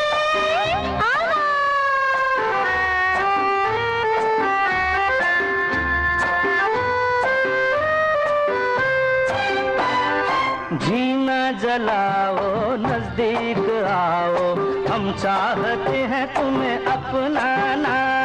बढ़ने लगी है सीने की धड़कन, आगे ना आना वहीं रुक जाना। ना तुम पर आए ना हम पर आए, अपनों से कैसा भला शर्माना। मिलते ही मुझको अपने लगे तुम, तब मैंने जाना तुम्हें बेगाना। दिल में जो बातें हैं आज चलो हम कह दें, कल का भरोसा क्या, आओ इसी दम कह दें। थोड़ी हमें मोहलत दो, ऐसे कैसे हम कह दें। दिल में जो बातें हैं फ्राइडे को हम कह दें रात्रि 8 बजे दिल से दिल तक के इंस्टेंट लाइव शो में। और दिल की बात कह रही हैं लंदन से रश्मि झरना। एक मीठा प्यारा इल्ज़ाम लग चुका है रेडियो धड़कन के director sir RJ Lalit Kumar ji पर। क्या इल्ज़ाम है ये, क्या इल्ज़ाम लग गया भाई इन पर अभी अभी आज फ्राइडे के स्पेशल शो के अंतर्गत? रश्मि झरना जी बता रही हैं कि भाई जो सर्दी की ओर बढ़ते कदम है, इस पर मैंने सोचा कि चलिए एक मसाला चाय मैं बनाती हूँ सभी साथियों के लिए। और वो चाय लेकर के मैं चार्टर प्लेन से लंदन से मैं इंडिया आई, लेकिन ललित सर जी मिल गए और आधी से ज़्यादा चाय उन्होंने ले ली। कुछ पी ली, कुछ रख ली अपने लिए। बोल रहे हैं कि मुझे भी थोड़ा सा सर्दी नज़ला जुकाम हो रहा है तो मैं ये चाय रख लेता हूँ, बहुत अच्छी चाय है, साथियों के लिए फिर कभी किसी दिन आप ले आना। तो उन्होंने ये इल्ज़ाम लगाया और वो कह रही हैं कि भाई चाय ललित सर जी ने ले ली है, क्या किया जा सकता है साथियों। चलिए कोई बात नहीं, जो बची हुई चाय है उसी में हम गुजारा कर लेंगे, कोई बात नहीं जी, हम तो बड़ी एडजस्टमेंट वाले लोग हैं सभी के सभी। और ललित सर जी ने चाय पी ली, कोई बात नहीं, कोई बात नहीं, फिर कभी और चाय मसाला चाय पेश कीजिएगा। रश्मि झरना जी, बहुत अच्छा लगा आपका प्यारा मीठा संदेश, बहुत बहुत धन्यवाद आपका रश्मि जी। अगला संदेश जिन साथी का है, लिख रहे हैं कि आदरणीय नीता जी, बेशुमार यादें और सलाम। सलाम जी, आज सलाम फ्राइडे को ले लेंगे हम आपका, बाकी दिनों में नहीं लेते हैं। मतलब सलाम वैसे ले लेते हैं, बोलते नहीं हैं, बहुत सा चीज़ कट कर देती हैं और आपको पता है कट करने में हम कितने एक्सपर्ट हैं, सभी बात जानते हैं। यार भाई मैं कोई झूठ थोड़े ना बोल रही हूँ, सच बोल रही हूँ, जो भी अपने बारे में बात है सच ही बोलती हूँ जी। चलिए पढ़ते हैं जी। बेशुमार यादें और सलाम। आज मुझे फुर्सत ही नहीं मिली कि कुछ लिखा जाए, लेकिन मैं हार मानने वाला नहीं हूँ। वो भी रेडियो धड़कन जो मेरी तन्हाई का दोस्त है, मेरे हमनवा, मेरी रूह का सुकून है। साथ ही बहुत बहुत धन्यवाद इतनी स्नेह वर्षा बरसाने के लिए आपका। आगे लिखते हैं रेडियो धड़कन के नाम डेडिकेट। दोस्ती से बढ़कर इबादत क्या होगी, दोस्ती से बढ़कर इबादत क्या होगी, रिश्तों से बढ़कर चाहत क्या होगी, जिसे दोस्त मिल जाए रेडियो धड़कन जैसा, जिसे दोस्त मिल जाए रेडियो धड़कन के जैसा, उसे जिंदगी से शिकायत क्या होगी। वाकई बहुत खूब संदेश आपका साथी। रेडियो धड़कन से इतना प्यार आप करते हैं, रेडियो धड़कन भी आपको निश्चित रूप से दिलो जान से चाहता है। बहुत बहुत धन्यवाद ऐसी सुंदर प्यारी स्नेह वर्षा शेर के माध्यम से रेडियो धड़कन के नाम डेडिकेट करने के लिए। और आप हमारे साथी हैं मंगल बाजार कटिहार से रफ़ी रहमान और इनके संग हैं मित्र रियासत हुसैन सिद्दीकी। रफ़ी रहमान मित्र और रियासत मित्र, आपका बहुत बहुत धन्यवाद स्नेह वर्षा बरसाने के लिए। अगला संदेश लिख रहे हैं हमारे साथी, क्या लिखते हैं जी कि नीता जी सप्रेम नमस्कार, ललित जी एवं सभी मित्रों को भी नमस्कार। नमस्कार जी। लिख रहे हैं कि बंगाल की खाड़ी से चक्रवात की आशंका की जा रही है, इसी वजह से हमारे छत्तीसगढ़ में भी मौसम ठीक नहीं है। विगत दिनों बेमौसम बारिश हुई है जिससे हमारे किसान भाइयों के खेत और खलिहान की धान की फसल को नुकसान हो सकता है। बेमौसम बारिश से बचाव के लिए अपनी खलिहान में रखी धान को तालपत्री से ढककर अभी आया हूँ। इसी वजह से प्रोग्राम में शामिल होने में मुझे देरी हो गई है। और आपकी जो शानदार पेशकश है, जो साथियों का संदेश है, उसके लिए हार्दिक बधाई देता हूँ नीता जी आपको। और आप हमारे साथी हैं ग्राम नागर कोहरा, ज़िला राजनांदगांव, छत्तीसगढ़ से झग्गा राम साहू बबलू। झग्गा राम साहू बबलू मित्र, कोई बात नहीं, आप देर से शामिल हुए और आपने जैसा कि रीज़न भी यहाँ बताया, और हम तो यही कामना करते हैं कि किसी भी किसान भाई की जो फसल है वो ख़राब ना हो, सभी कुछ सही रहे। और ये जो बेमौसम बारिश हुई है, वाकई इसने परेशानी तो बिल्कुल दी ही होगी। वाकई साथी, हम ये कामना करते हैं कि किसी भी साथी की फसल ख़राब ना हो। और आप देर से शामिल हुए, कोई बात नहीं साथी, आपने अपना कारण भी बता दिया, तो बहुत बहुत धन्यवाद कार्यक्रम से जुड़ने के लिए और अपनी बात साझा करने के लिए। जग्गाराम साहू मित्र, धन्यवाद आपका।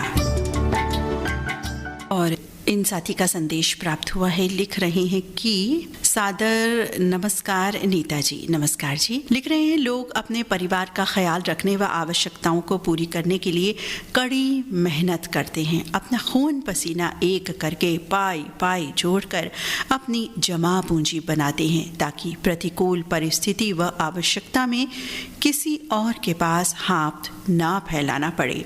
लेकिन बड़े दुख की बात है कि इन मेहनतकश लोगों की मेहनत की कमाई को धोखे से लूटने के लिए ऑनलाइन फ्रॉड करने वाले लोग भी तैयार होते जा रहे हैं। ऐसा अब आमतौर से पहले तो चोरी होती थी, इस तरह की बात होती थी, लेकिन अब जब ऑनलाइन मामले चल रहे हैं तो ऑनलाइन फ्रॉड करने वाले भी तैयार हो रहे हैं। एक समय था जब लूटने के लिए डाकू हुआ करते थे जो कभी भी गरीबों को नहीं लूटते थे, पर अब के लुटेरे क्या अमीर क्या गरीब, किसी को भी वो नहीं छोड़ते हैं। किसी की भी कमाई को किसी तरह से लूट लेना कतई भी ठीक नहीं है। ऑनलाइन फ्रॉड से हमारे देश में भोले भाले लोगों का पैसा तो लूटा जा रहा है, लेकिन लोगों में जो विश्वास है, एक दूसरे के प्रति भरोसे का जो सामाजिक बंधन है, वो भी छिन्न भिन्न हो रहा है। साथ ही बिल्कुल सही कहा आपने कि जो ऑनलाइन फ्रॉड की आपने बात की, और ये पहली बार इस तरह का संदेश शुमार हो रहा है कार्यक्रम में ऑनलाइन फ्रॉड को लेते हुए कि वाकई ये ऑनलाइन चीज़ें बहुत आसान भी हो गई हैं। एक क्लिक पर कहिए कि हमारा बैंक हाजिर हो जाता है, किसी को भी पैसे का लेन देन हो या कुछ हो। लेकिन इस तरह के केसेस भी कहीं ना कहीं आते रहते हैं कि इस तरह का फ्रॉड हो गया, पिन नंबर किसी तरह से ले लिया, धोखे से ले लिया या डरा धमका करके ले लिया, इस तरह की बातें भी पेश आती हैं। तो इस तरह की बातें पेश ना आए तो हम सभी को सचेत रहने की, जागरूक रहने की बहुत बहुत आवश्यकता है। आपने इस ओर हम सभी का ध्यान आकृष्ट किया, आपका बहुत बहुत धन्यवाद अदा करते हैं हम। आप हमारे श्रोता साथी हैं संबलपुर कांकेर से फागुराम यादव, ज्योति यादव और परिवार के सभी सदस्य।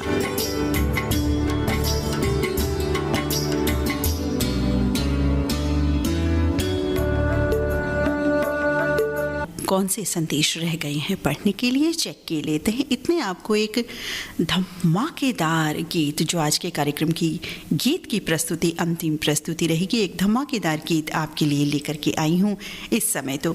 और ये गीत हम पहली बार रिजू धड़कन से सुनेंगे। जिद्दी फिल्म जो 1997 में रिलीज़ हुई थी, उसका एक धमाकेदार सॉन्ग।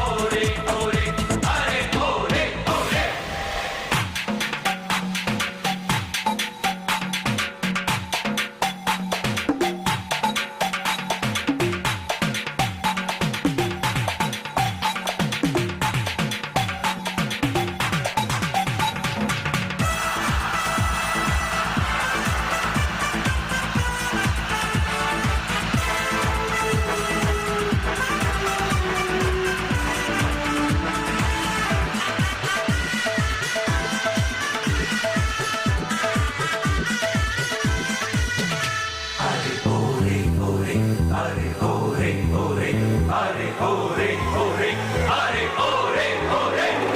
रंग रंगीले, मेरे नैन कटीले, छू के देख जरा दीवाने मेरे होंठ रसीले। और गोरे गोरे गाल को थोड़ा सा रोकते हैं और संदेश हमें जो प्राप्त हुआ था बहुत देर पहले वो पढ़ते हैं। कहीं शायद खो गया था नज़रों से इधर उधर, लेकिन हमारी नज़रों से कोई बचकर जाने वाला नहीं है। साथी लिख रहे हैं, नीता जी नमस्कार। नमस्कार जी। आगे लिखते हैं, आज रेडियो धड़कन कार्यक्रम जो है इसमें दिल से दिल तक इंस्टेंट लाइफ में संदेश भेज रहा हूँ, कुछ शब्द से जुड़ा। बिल्कुल जी, बिल्कुल भेजिए, पढ़ेंगे हम।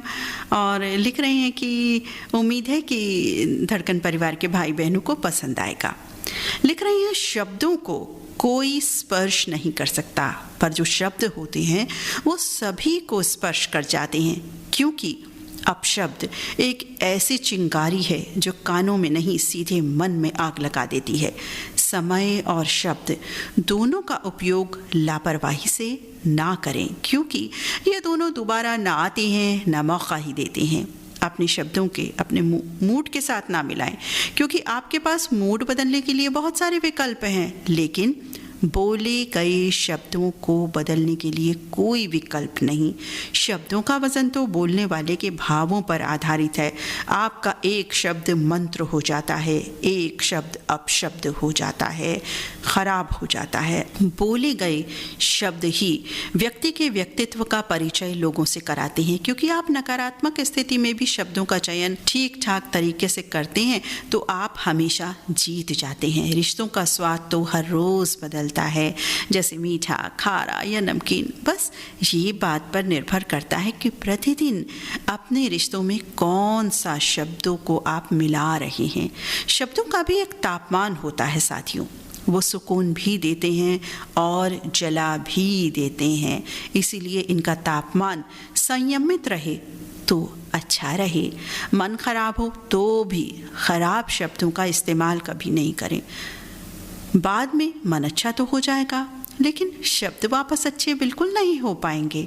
शब्द ही जीवन का अर्थ दे जाते हैं और शब्द ही अनर्थ कर जाते हैं। शब्द भी यात्रा करते हैं।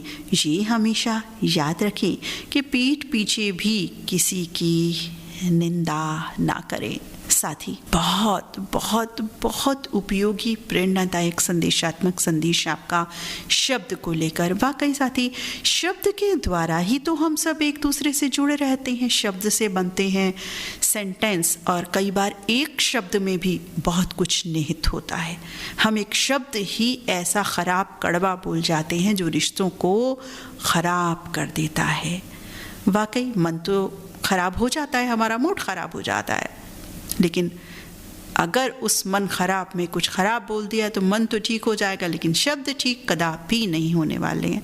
बहुत ही सारगर्भित, बहुत ही आपने अच्छा संदेश भेजा साथी। कितना धन्यवाद करूं समझ नहीं आ रहा, लेकिन अनेकों धन्यवाद करते हैं हम आपका। और ये हमारे साथी हैं जो इतना प्यारा सुंदर संदेश लिख रहे हैं। पटना बिहार से आप हैं राजकुमार कर्ण। राजकुमार मित्र, आपका बहुत बहुत धन्यवाद ऐसे प्यारे सुंदर संदेश भेजने के लिए और ऐसी प्रेरणादायक बात भेजने के लिए। धन्यवाद आपका। ओए काले काले बाल काल गोरे गोरे, अरे ओरे ओरे, अरे ओरे ओरे। ओए उना मजहर अली अंसारी मित्र जुड़ चुके हैं कार्यक्रम से काफ़ी देर पहले। अपने परिवार संग अस्तुपुरा ज़िला मऊ से कार्यक्रम की बहुत प्रशंसा कर रहे हैं और हमारे सभी साथियों के संदेशों की बहुत प्रशंसा कर रहे हैं। हमारे ये साथी मजहर मित्र, आपका बहुत बहुत धन्यवाद। और लिख रहे हैं कि गीत तो भाई कमाल है, बहुत ही सुंदर गीतों का प्रसारण चल रहा है, बहुत भा रहे हैं ये बिल्कुल अलग अलग तरह के गीत जो हमने कम सुने हैं, लेकिन बहुत प्यारे गीत हैं। मजहर मित्र, गीतों को पसंद करने के लिए, कार्यक्रम पसंद करने के लिए, संदेशों को पसंद करने के लिए आपका बहुत बहुत धन्यवाद। ओरे ओरे, अरे ओरे ओरे, अरे ओरे ओरे। मेरी मस्त जवानी है दरिया तूफानी, मेरा लाख टके का जो चेहरा है नूरानी। सबका चेहरा नूरानी बना रहे, हंसता खिलखिलाता मुस्कुराता रहे। इन्हीं शुभकामनाओं के साथ कार्यक्रम से विदा लेते हैं। दिल से दिल तक इंस्टेंट लाइव कार्यक्रम अब समाप्त होता है। अपनी मित्र नीता अग्रवाल को अनुमति दें। नमस्कार।